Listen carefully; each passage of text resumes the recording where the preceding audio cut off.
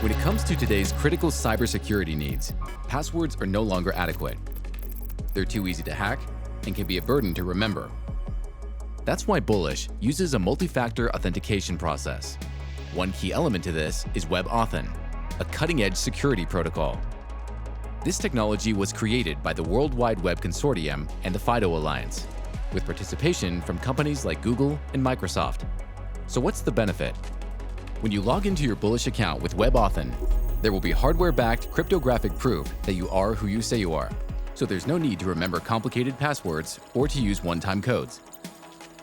Put simply, WebAuthn is like a card game, where every user has a unique deck. And each time they log into their Bullish account, they must select a random card from their private deck to show us. If this card matches the records we have on our side, they get access. Only in reality, the private decks are called external hardware security keys, which are created when a user signs up using built-in biometrics or a hardware device. While the cards that are chosen and shown to us are called public keys, which are randomly generated each time a user logs in. It's called a private-public key pair, and it's simple and secure to use. After you've created your account using WebAuthn, it will be used to confirm your identity anytime you're logging in, as well as for actions that require extra security, such as adding an additional device. For example, another computer or phone to access Bullish or for custody-related transactions.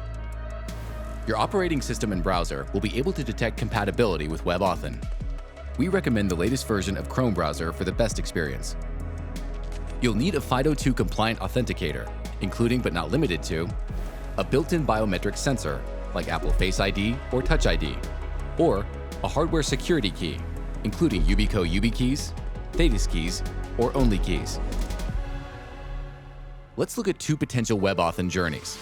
First, on a computer with biometric hardware using the Chrome browser.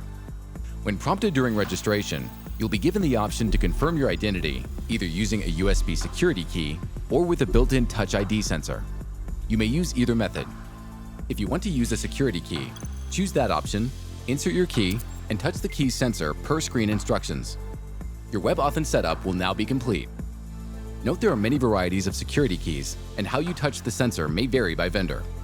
Please be sure to refer to individual vendor instructions before use.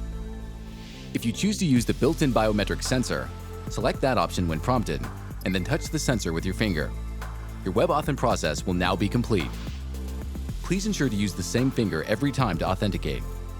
If using a Windows PC with Windows 10 OS and the Edge browser, a security key will be the only option.